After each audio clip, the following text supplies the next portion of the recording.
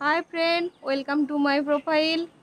तो आमी श्रावणी चले एसेছি আজকের রেসিপি হলো নিরামিষভাবে খুব টেস্টি করে ওলের ডাটা। তো চলো ওলের ডাটা রান্নার জন্য কি কি লাগবে তোমাদেরকে দেখাই।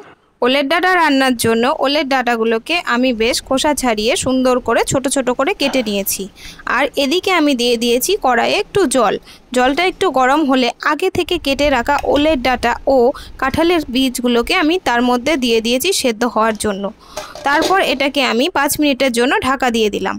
তো এদিকে আমি নিয়ে নিয়েছি পোস্ত, কাঁচা লঙ্কা আর সর্ষে। এবার এটাকে আমি শিলে বেশ সুন্দর করে মিহি করে বেটে নেব। তোমরা চাইলে এটাকে মিক্সিতেও পেস্ট করে নিতে পারো। তো আমার মশলাটা এখানে বাটা হয়ে গেছে, তো এটাকে শিল থেকে ভালোভাবে তুলে নিলাম। আর আমি এদিকে নিয়ে নিয়েছি হলুদ, লবণ আর একটু চিনি আর 4টে কাঁচা লঙ্কা চেরা। তো এদিকে আমার ওলের ডাটাটা প্রায় সেদ্ধ হয়ে এসেছে, তাই আমি এটাকে ভালোভাবে নেড়েচেড়ে দেখে আর একটা পাত্রতে ঢেলে নেব যাতে জলটা ভালো করে ঝরে যায়। জলটা ঝরে গেলে এবার আমি একটা একটা করে কাঁঠালের বীজগুলোকে আলাদা করে নেব। তোমরা চাইলে কাঁঠালের বীজগুলো আলাদা করেও সেদ্ধ করতে পারো, তাহলে পরে আর আলাদা করতে হবে না। এবার কাঁঠালের বীজের মধ্যে আমি দিয়ে দেবো একটু নুন আর একটু হলুদ। আর ওদিকে বসিয়ে দিয়েছি কড়াইয়ে একটু তেল। তেলটা গরম হলে কাঁঠালের বীজগুলোকে আমি তার মধ্যে দিয়ে দেবো।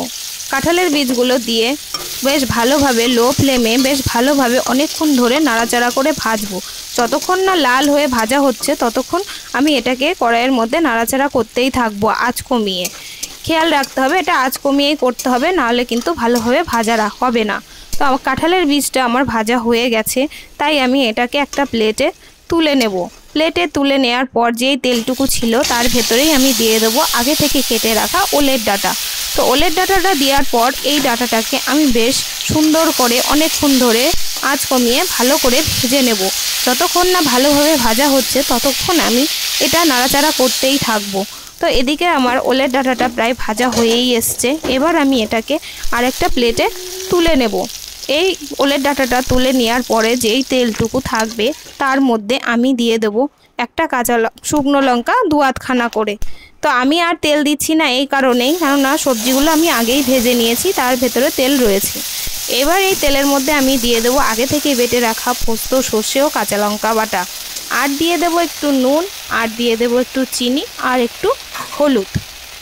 মশলাগুলো দিয়ে এবার এই মশলাটাকে আমি বেশ লো ফ্লেমে ভালোভাবে অনেকক্ষণ ধরে কষিয়ে নেব। যতক্ষণ না মশলাগুলো ভালোভাবে কষছে ততক্ষণ আমি কড়াইয়ের মধ্যে এটাকে ভালোভাবে নাড়াচাড়া করতে থাকবো যেন পুড়ে না যায়। তারপর যখন মশলাটা কষে আসবে তখন আমি প্লেটটা ধুয়ে একটু জল এর মধ্যে দিয়ে দেবো।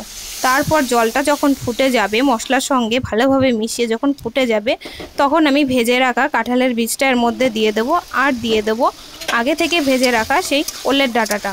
তারপর সেটাকে ভালোভাবে নেড়েচেড়ে মাখিয়ে নিয়ে বেশ সুন্দর করে এটাকে আমি আবার 5 মিনিটের জন্য ঢাকা দিয়ে রেখে দেবো। 5 মিনিট পরে ঢাকা খোলার পর দেখো আমার ওলের ডাটাটা হয়েই গেছে, কি সুন্দর তেল ছেড়েছে। একদম দেখেই মনে হচ্ছে এক্ষুনি ভাতের সঙ্গে নিয়ে খেয়ে নিই। তো এবার আমি ওলের ডাটাটাকে একটা প্লেটে তুলে নেব। এই সময় বাইরে খুব সুন্দর বৃষ্টি হচ্ছিল। পুরো ভিডিওটা ভালো লাগলে একটু লাইক, কমেন্ট, শেয়ার করে দিও। থ্যাংক ইউ সবাই।